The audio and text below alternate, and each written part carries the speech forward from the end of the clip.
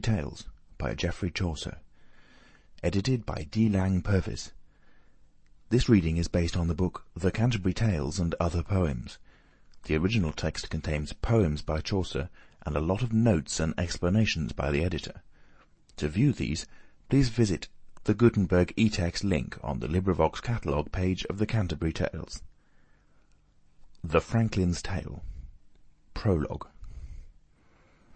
In faith, squire, thou hast thee well acquit, and gentilly I praise well thy wit, quoth the Franklin. Considering thy youth, so feelingly thou speakest, sir, I allow thee, as to thy doom, there is none that is here of eloquence that shall be thy peer.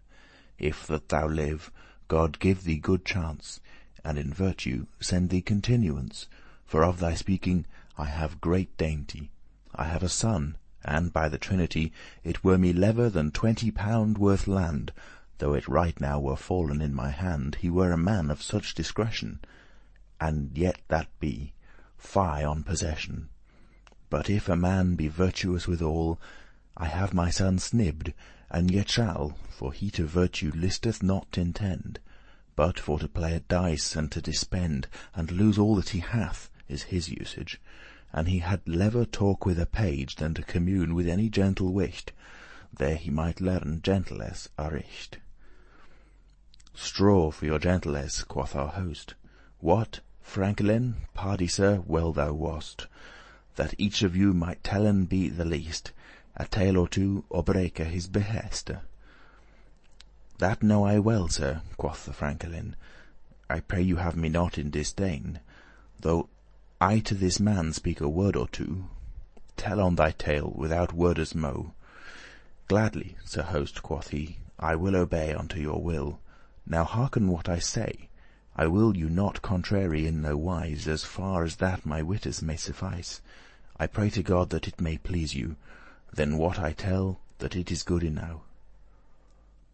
These oldie gentle Bretons in their days of diverse adventures made lays, rhymeden in their firste Breton tongue, which lays with their instruments they sung, or else reade them for their pleasance, and one of them have I in remembrance, which I shall say with good will as I can.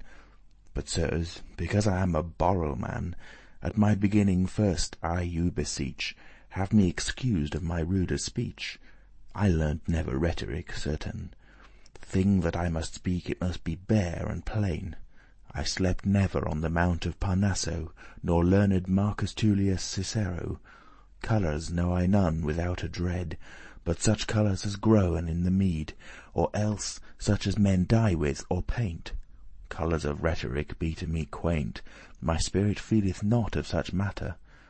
But, if you list, my tale shall ye hear. The Franklin's Tale.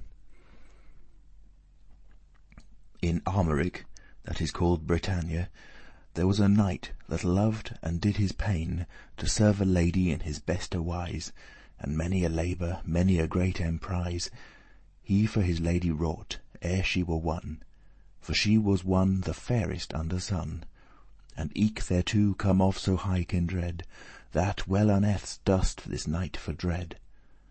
Tell her his woe, his pain, and his distress, but at the last she for his worthiness, and Amelie for his unique obeisance, hath such a pity caught of his penance, that privily she fell of his accord, to take him for her husband and her lord, of such lordship as men have over their wives.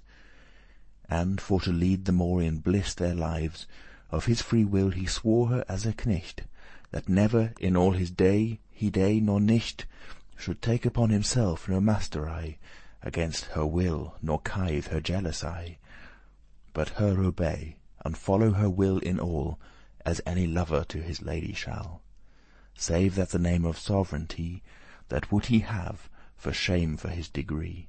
She thanked him, and with full great humbless she said, Sir, none of your gentleness ye proffer me to have so large a reign, ne woulde God never betwixt us twain, as in my guilt, were either war or strife. Sir, I will be your humble true wife. Have here my troth, till that my heart abreast. Thus be they both in quiet and in rest.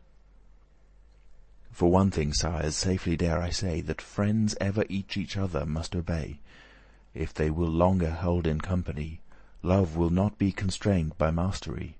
When mastery comes, the god of love anon beateth his wings, and farewell, he is gone. Love is a thing as any spirit free. Women of kind desire liberty, and not to be constrained as a thrall. And so do men, if soothly I say shall. Look who that is most patient in love. He is at his advantage all above. Patience is a high virtue certain, for it vanquisheth, as these clerks sayn, things that rigour never should attain.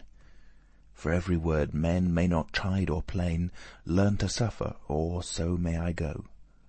Ye shall it learn whether ye will or no. For in this world certain no wish there is, that he not doth or saith sometimes amiss, ire, or sickness, or constellation, wine, woe, or changing of complexion, causeth full oft to do amiss or speaken. On every wrong a man may not be recon. After the time must be temperance, in every wish that can of governance. And therefore hath his worthy wise knight to live in ease, sufferance her behight. And she to him full wisely gan to swear, that never should there be a default in her. Here may men see a humble wife accord. Thus hath she taken her servant and her lord, servant in love and lord in marriage. Then he was both in lordship and servage. Servage? Nay, but in lordship all above, since he had both his lady and his love. His lady certes, and his wife also, the which that law of love accordeth to. And when he was in this prosperity, home with his wife he went to his country, not far from Penmark, where his dwelling was. And there he lived in bliss and in solace. Who coulde tell but he had wedded be the joy, the ease, and the prosperity that is betwixt a husband and his wife. A year and more lasted this blissful life, till that this knight, of whom I spake thus, that of Cerrod was called Arvigarus, sharp him to go and dwell a year or twain in Engleland, that was called eke Bretagne, to seek in armour's worship and honour. For all his lust he set in such labour, and dwelled there 2 years, the book saith thus. Now will I stint of this Arviragus, and speak I will of Dorigen his wife, that loved her husband as her hearte's life. For his absence weepeth she and seeketh, as do those noble wives that them liketh. She mourneth, waketh, waileth, fasteth, plaineth. Desire of his presence her so distraineth, that all this wide world she set at naught. Her friends, which they knew her heavy thought, comfort her in all they ever they may. They preach her, they tell her night and day, that causeless she slays herself, alas. And every comfort possible in this case they do to her, with all their business, and all to make her leave her heaviness. By process, as ye know, and every one, men may so long graven in a stone, till some figure therein imprinted be. So long have they comforted her, till she received hath, by hope and by reason, the imprinting of their consolation. Through which her greater sorrow gan assuage, she may not always duren in such rage. And eke Arviragus, in all of this care, hath sent his letters home of his welfare, and that he will come hastily again, or else had this sorrow her hearty slain. Her friendes saw her sorrow gin to slake, and prayed on her knees for Godde's sake to come and roamen in their company, away to drave her darker fantasy. And finally she granted that request, for well she saw that it was for the best. Now stood her castle faster by the sea, and often with her friends walked she, her to disport upon the bank on high. There as many a ship and barge sigh, sailing their courses where them list to go. But then was that a parcel of her woe, for to herself full oft, alas, said she, is there no ship of so many as I see will bring her home my lord? Then were my heart all warished of this bitter pain's smart. Another time she would sit and think, and cast her eyen downward from the brink. But when she saw the grisly rockers black, for very fear she would her hearte quack, that on her feet she might not sustain, Then would she sit down upon the green, and piteously into the sea behold, and say right thus, with careful sighs cold: Eternal God, that through thy purveyance leadest this world by certain governance, in idle, as men say, ye nothing make.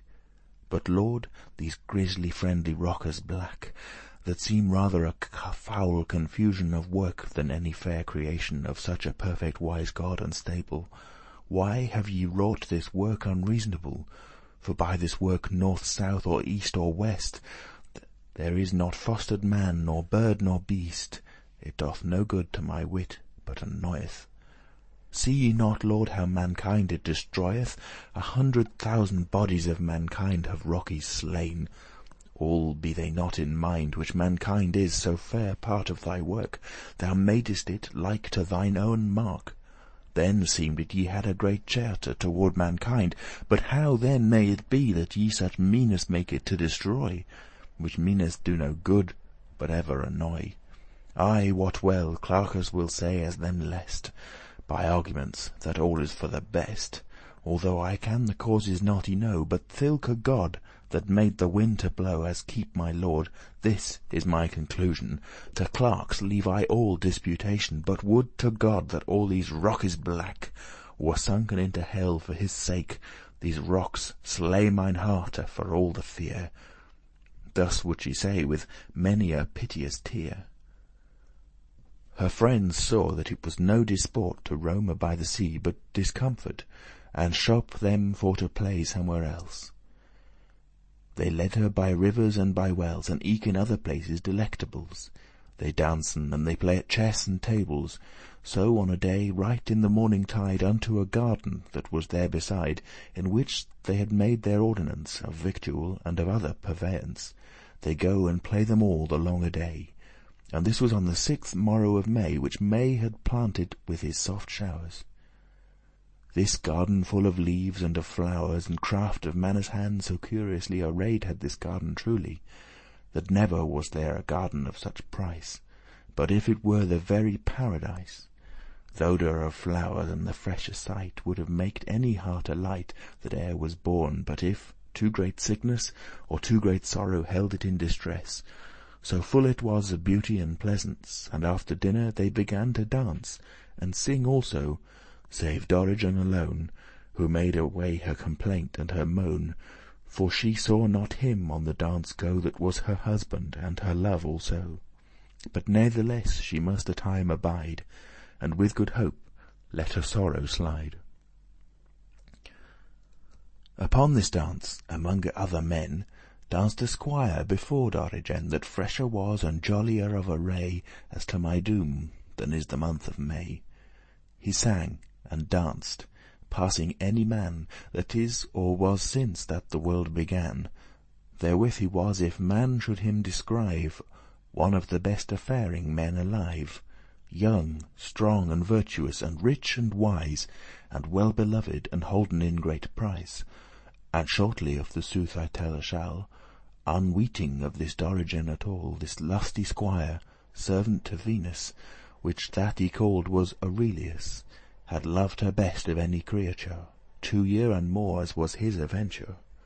But never durst he tell her his grievance, without a cup he drank all his penance. He was despaired, nothing durst he say, save in his songes somewhat would he ray. His woe, as in a general complaining, he said he loved, and was beloved nothing. Of such a matter made he many lays, songes, complainters, roundels, viriles, how that he durste not his sorrow tell, but languished, as doth a fury in hell, and die he must, he said, as did Echo for Narcissus, that durst not tell her woe. In other manner than ye hear me say, he durste not to her his woe betray, save that paraventure sometimes at dances, where younger folk keep their observances, it may well be he looked on her face, in such a wise as man that asketh grace, but nothing wiste she of his intent. Nevertheless it happened, ere they thence went, because that he was her neighbour, and he was a man of worship and honour, and she had knowen him of time yore. They fell in speech, and forth aye more and more unto his purpose drew Aurelius.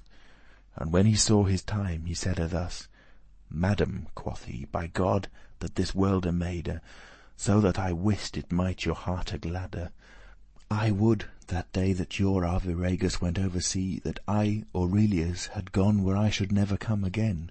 For well I wot my service is in vain, my guerdon is but bursting of mine heart. Madam, rue upon my pain as smart, for with a word ye may me slay or save. Here at your feet God would that I were grave. I have now no leisure more to say. Have mercy, sweet, or you will do me day." She gan to look upon Aurelius. "Is this your will?" quoth she, "and say ye thus?" "Ne'er erst," quoth she, "I wiste what ye meant, but now, Aurelius, I know your attent. By thilke God that gave me soul and life, never shall I be an untrue wife. In word nor work, as far as I am wit, I will be this to whom that I am knit. Take this for final answer as of me." But after that in play thus saide she: "Aurelius," quoth she, "by high God above, yet will I grante you to be your love, since I see you so piteously complain. Lookye, what day that endelong Bretagne ye remove all the rockies, stone by stone, that they let ship nor boat to gon, I say, when ye have made this coast so clean of rockies, that there is no stone seen, then will I love you best of any man. Have here my troth, in all that I never can, for well I wot that it shall ne'er betide in such folly out of your hair to glide. What dainty should a man have in his life, for to go to love another manne's wife, that hath her body whenever him liketh?" Aurelius full often sore siketh. "Is there none other grace in you?" quoth he. "No, by that Lord," quoth she, "that maked me." Woe was Aurelius when he that heard, and with a sorrowful heart he thus answered: "Madam," quoth he, "this were an impossible, then must I die of sudden death horrible." And with that word he turned him anon. Then came her other friends many a one, and in the alleys roamed up and down, and nothing wist of this conclusion, but suddenly began to revel new, till that the brighte sun had lost his hue, for the horizon had reft the sun his light. This is as much to say as it was night. And home they go in mirth and solace, save only wretched Aurelius, alas! He to his house is gone with sorrowful heart. He said he may not from his death start. Him seemed that he felt his hearte cold, up to the heaven his handes gan he hold, and on his knees bare he set him down, and in his raving said his orison. The very woe out of his wit he brayed, he wist not what he spake, but thus he said with piteous heart. His plaint hath he begun unto the gods, and first unto the sun. He said, "Apollo, God and governor of every plant, herb, tree, and flower, thou givest, after thy declination, to each of them his time and his season, and thine herberow changeth low and high. Lord Phoebus, cast thy merciable eye on wretched Aurelius, which that am but lorn. Lo, Lord, my lady hath my death y sworn, without a guilt, but thy benignity. Upon my deadly heart have some pity. For well I wot, Lord Phoebus, if you lest, ye may me helpe, save my lady best. Now vouchsafe that I may you devise, how that I may be holp, and in what wise. Your blissful sister, Lucina the sheen, that of the sea is chief goddess and queen, though Neptunus have deity in the sea, yet emperess above him is she. Ye know well, Lord, that right as her desire is to be quicked and lighted of your fire, for which she followeth you full busily. Right so the sea desireth naturally to follow her, as she that is goddess both in the sea and rivers more and less. Wherefore, Lord Phoebus, this is my request, do this miracle, or do mine hearte breast, that flow next at this opposition, which in the sign shall be of the lion, as praye her so great a flood to bring, that 5 fathom at least it oversprang the highest rock in Armoric Bretagne. And let this flood endure years a twain, then certes to my lady may I say, holder your hest, the rockies be away. Lord Phoebus, this miracle do for me, pray her she go no faster course than ye. I say this, pray your sister that she go no faster course than ye these yeares two. Then shall she be even at full all way, and spring flood lasteth both night and day. But she vouchsafe in such manere to grant her me my sovereign lady dear. Pray her to sink every rock adown into her own dark region, under the ground where Pluto dwelleth in, or never more shall I my lady win. Thy temple in Delphos will I barefoot seek. Lord Phoebus, see the tears on my cheek, and on my pain have some compassion. And with that word in sorrow he fell down, and longer time he lay forth in a trance. His brother, which that knew of his penance, up caught him, and to bed he hath him brought. Despaired in this torment and this thought, let I this woeful creature lie. Choose he for me where'er he will live or die. Arviragus, with health and great honour, as he that was of chivalry the flower, is come home, and other worthy men. O blissful art thou now, thou Dorigen! Thou hast thy lusty husband in thine arms, the fresher knight, the worthy man of arms, that loveth thee as his own hearte life. Nothing list him to be imaginative. If any wished had spoke while he was out to her of love, he had of that no doubt. He not intended to know such matter, but danced, jousted, and made merry cheer, and thus in love and bliss I let them dwell. And of the sick Aurelius will I tell, in languor and in torment furious. 2 year and more lay wretched Aurelius, ere any foot on earth he might have gone, nor comfort in this time had he none, save of his brother, which that was a clerk. He knew of all this woe and all this work, for none other creature certain. Of this matter he durst no word sayn. Under his breast he bare it more secret than e'er did Pamphilus for Galatea. His breast was whole without a for to seen, but in his heart aye was the arrow keen. And well ye know that of a Sir in surgery is perilous the cure. But men might touch the arrow or come thereby. His brother wept and wailed privily, till at the last him fell in remembrance that while he was at Orleans in France, as young a clerk as that be liquorous, to read in artes that be curious, seeken in every hulk and every herne, particular sciences for to learn, at him remembered that upon a day at Orleans in study a book he say of magic natural, which his fellow, that was that time a bachelor of law, all were he there to learn another craft, had privily upon his desk he laughed, which book spake much of operations, touching the 28 mansions that long unto the moon, and such folly as in our days is not worth a fly, for Holy Church's faith in our belief, us suffereth none elision to grief. And when this book was in his remembrance, anon for joy his heart began to dance, and to himself he said privily, my brother shall be nourished hastily, for I am sicker that there be sciences by which men make diverses appearances, such as these subtle tregetours play. For oft at feastes have I well heard say that tregetours within a hall large have made come in a water and a barge, and in the hall rowen up and down. Sometimes hath seen come a grim lion, and sometimes flowers spring as in a mead. Sometimes a vine and grapes white and red, sometimes a castle all of lime and stone, and when it them liked, voided it anon. Thus seemed it to every man's sight. Now then conclude I thus, if that I might at Orleans some older fellow find, that hath these moon's mansions in mind, or other magic natural above, he should well make my brother have his love. For with an appearance a clerk may make to manne's sight, that all the rockers black of Bretagne were voided, every one, and ships by the brink come and gone, and in such form endure a day or two. Then were my brother nourished of his woe, then must she needs a holder his behest, or else he shall name her at the least. Why should I longer tale of this? Unto his brother's bed he comen is, and such comfort he gave him for to gone to Orleans, that he upstarts anon, and on his way forthward then is he fair, in hope for to be list of his care.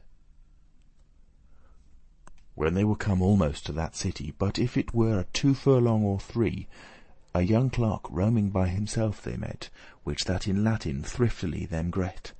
And after that he said a wondrous thing. "I know," quoth he, "the cause of your coming." And ere they farther any foot he went, he told them all that was in their intent. The Breton clerk asked of fellows in which they hadde known in older doors, and he answered him that they deade were, for which he wept full often many a tear. Down off his horse Aurelius licht anon, and forth with this magician is begone, home to his house, and made him well at ease. Them lacked no victual that might them please. So well arrayed a house as there was one, Aurelius in his life saw never none. He showed him, ere they went for to supper, forests, parks full of wilder deer, and there he saw harts with their horners high, the greatest that were ever seen with eye.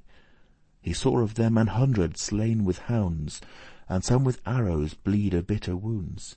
He saw, when voided were the wilder deer, these falconers upon a fair revere, that with their hawks have the heron slain.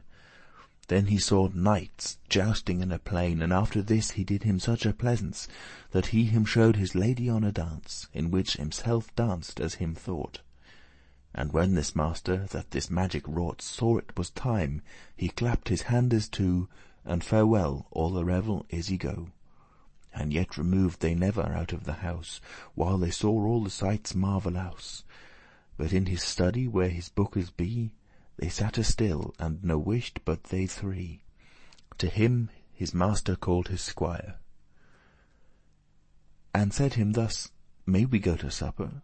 Almost an hour it is I undertake since you bade our supper for to make. When that these worthy men wente with me into my study where my bookes be." "Sir," quoth his squire, "when it liketh you, it is all ready, though you will right now." "Go we then sup," quoth he. "As for the best, these amorous folk some time must have rest." At after supper fell they in treaty what summer should this master's guerdon be, to remove all the rockes of Bretagne, and eke from Gironde to the mouth of Seine. He made it strange, and swore, so God him save, less than 1,000 pound he would not have, nor gladly for that sum he would not gon.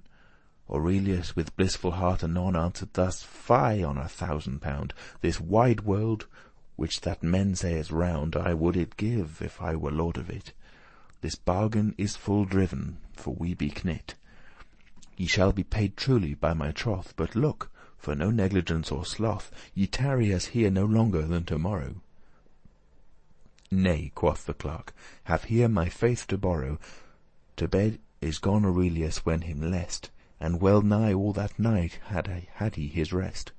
What for his labour and his hope of bliss, his woeful heart of penance had a liss." Upon the morrow, when that it was day, unto Bretagne they took the richt away, Aurelius and this magician beside, and be descended where they would abide. And this was, as the books me remember, the coldy frosty season of December. Phoebus waxed old, and hued like latoun, that in was his hotter declination, shone as the burned gold with streamers bright, but now in Capricorn adown he light, where as he shone full pale, I dare well sayn, the bitter frostes with the sleet and rain destroyed have the green in every yard. Janus sits by the fire with double beard, and drinketh of his bugle horn the wine. Before him stands the brawn of tusked swine, and Noel crieth every lusty man. Aurelius, in all that ever he can, did to his master cheer and reverence, and prayed him to do his diligence, to bring him out of his paine's smart, or with such a sword he would slit his heart. This subtle clerk such ruth had on this man, that night and day he sped him, that he can to wait a time of his conclusion, that is to say, to make illusion, by such an appearance of jugglery, I know no terms of astrology, that she and every wight should ween and say that of Bretagne the rocks were away, or else they were sunken underground. So at the last he hath the time found to make his japes and his wretchedness of such a superstitious cursedness. His tables toletaines forth he brought, full well corrected, there that lacked north, neither his collect nor his expanse years, neither his routers nor his other gears, as be his centres, and his arguments, and his proportional convenience, for his equations in everything, and by his 8 spheres in his working, he knew full well how far Alnath was shove from the heart of that fixed Aries above, that in the 9th sphere considered is, full subtly he calculed all this. When he had found his first emanation, he knew the remnant by proportion. He knew the rising of his moon well, and in whose face and term and every deal, and knew full well the mooner's mansion, accordant to his operation. And knew also his other observances, for such illusions and such méchances as heathen folk used in thilke days, which no longer made he delays, but through this magic, for a day or tway, it seemed all the Rockies were away. Aurelius, which yet despaired is where he shall have his love or fare amiss, awaited night and day on this miracle. And when he knew that there was none obstacle that voided were these Rockies every one, down at his master's feet he fell anon, and said, "Aye, woeful, wretched Aurelius, thank you, my lord and lady mine Venus, that me have holpen from my cares cold." And to the temple his way forth hath he told, whereas he knew he should his lady see, and when he saw his time, anon right he with dreadful heart and with full humble cheer saluteth hath his sovereign lady dear. "My rightful lady," quoth this woeful man, "whom I most dread, and love as I best can, and loathest were of all this world displeased, were't not that I for you have such disease, that I must die here at your foot anon. Naught would I tell how me is woe begone, but certes either must I die or plain, ye slay me guiltiless for every pain. But of my death, though that ye have no ruth, advise ye, ere that ye break your truth, repent you, for thilke God above, ere ye me slay, because I you love. For madam, well ye wot have what ye have hight, not that I challenge anything of right of you, my sovereign lady, but of grace. But in a garden yond in such a place, ye wot right well what ye behighted me, and in mine hand your troth plighted ye to love me best. God wot ye said so, albeit that I unworthy am thereto. Madam, I speak it for the honour of you. More than to save my hearte's life right now, I have done so as ye commanded me, and if ye vouchsafe, ye may go see. Do as you list, have your behest in mind, for quick or dead, right there ye shall me find. In you has all to do me live or die, but well I wot the rockers be away." He took his leave, and she astonished stood. In all her face was not one drop of blood. She never weened to have come in such a trap. "Alas," quoth she, "that ever this should hap, for weened I ne'er by possibility that such a monster or marvail might be. It is against the process of nature." And home she went, a sorrowful creature, for very fear unearths may she go. She weeped, wailed all a day or two, and swooned, that it ruther was to see, but why it was, to no wish to tolde she, for out of town was gone Arviragus. But to herself she spake, and said thus with face pale and full sorrowful cheer, in her complaint as ye shall after hear. "Alas," quoth she, "on thee fortune I plain, that unware hast me wrapped in my chain, from which to scape what I no succour, save only death or else dishonour. One of these two behoveth me to choose, but natheless yet had I liever lose my life than of my body have shame, or know myself a false, or lose my name, and with my doeth I may be quit wis. Hath there not many a noble wife ere this, many a maiden slain herself, alas, rather than with her body do trespass? Yes, certes, lo, these stories bear witness. When 30 tyrants full of cursedness had slain Phidon in Athens at the feast, they commanded his daughters to arrest, and bring her before them in despite, all naked, to fulfil their foul delight. And in their father's blood they made them dance upon the pavement. God give them mischance, for which these woeful maidens full of dread Rather than that they would lose their maidenhead, they privily be start into a well, and drowned themselves, as the bookes tell. They have meseen let inquire and seek of Lacedaemon 50 maidens eke, on which they woulde do their lechery.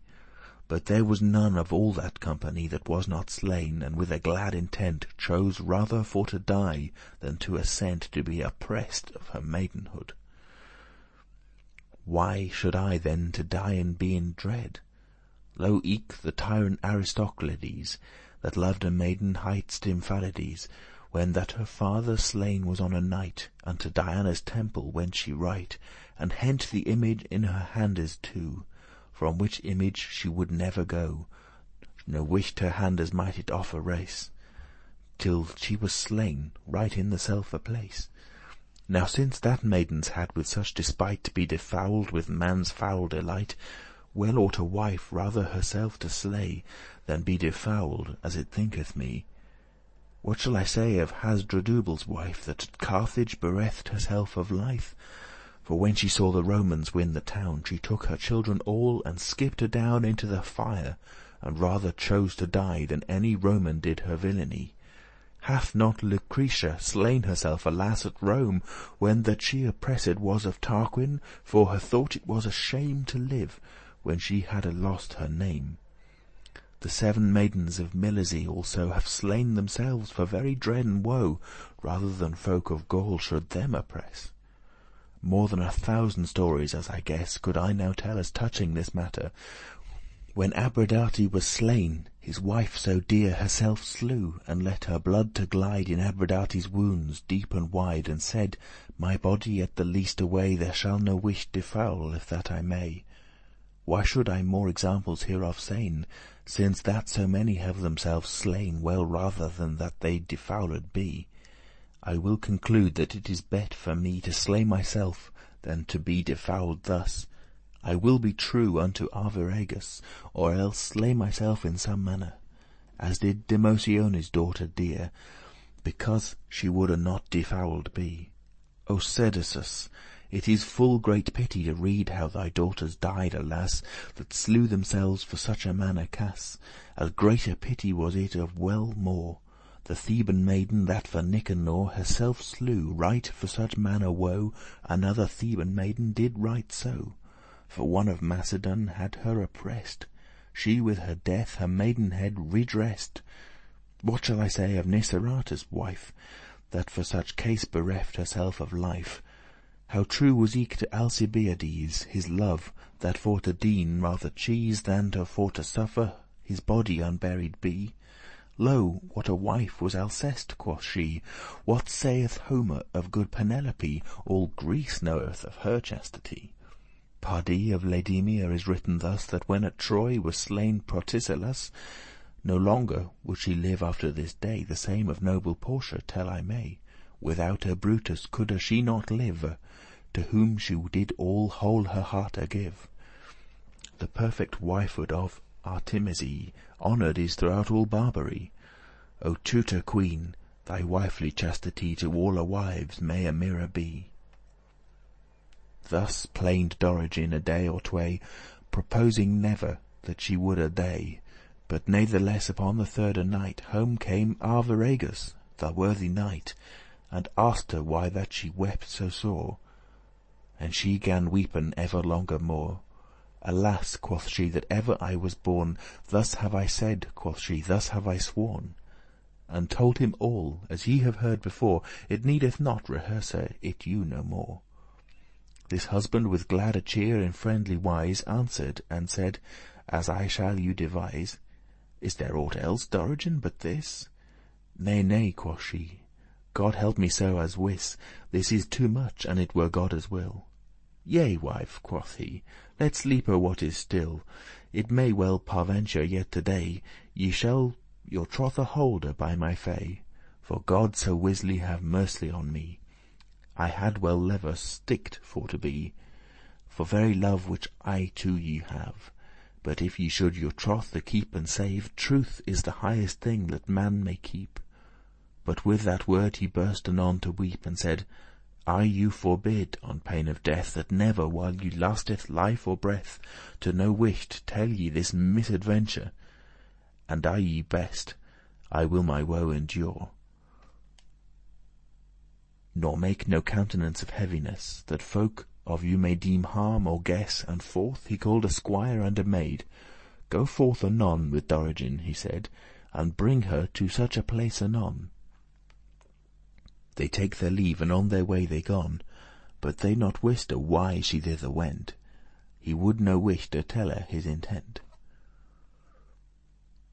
This squire, which that hight Aurelius on Dorigen that was so amorous, of a venture happened her to meet amid the town, right in the quickest street, as she was bound to go the way forthright toward the garden, there as she had hight.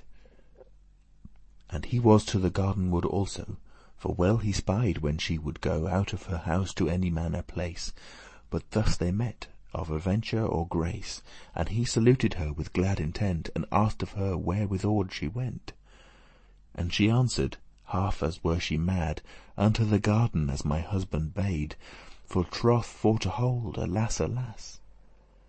Aurelius gan to wonder on this case, and in his heart had great compassion of her, and of her lamentation, and of Arviragus the worthy knight, that bade her hold that she had had a height. So loath him was his wife should break her truth, and in his heart he caught of it great ruth, considering the best on every side, that from his lust yet were him liever abide. Then do so high a churlish wretchedness against franchise and alla gentleness. For which in fewer words he said thus: Madam, say to your lord Arviragus, that since I see the greater gentleness of him, and eke I see well your distress, that him will lever have shame, and that were ruth, that ye to make me should break thus your truth. I had well lever I to suffer woe, than to depart the love betwixt you two. I you release, madam, into your hond, quit every surement and every bond that ye have made to me as here beforn, since thilke time that ye were born. Have here my truth, I shall you ne'er reprieve of no behest, and here I take my leave as of the truest and the best life that ever yet I knew in all my life. But every wife beware of her bewest. On Dorigen remember at the least, thus can a squire do a gentle deed as well as can a knight without a dread. She thanked him upon her knees bare, and home unto her husband is she fare, and told him all as ye have heard her said, and truste me, he was so well apaid that it were impossible me to write. Why should I longer of this case indite? Arviragus and Dorigen his wife in sovereign bliss lead forth their life, ne'er after was there anger them between. He cherished her as though she were a queen, and she was to him true for evermore. Of these two folk ye get of me no more. Aurelius, that as his cost had all forlorn, cursed the time that ever he was born. Alas, quoth he, alas that I be hight of pured gold 1,000 pound of white to this philosopher. How shall I do? I see no more, but I am fordue. Mine heritage must I needes sell, and be a beggar.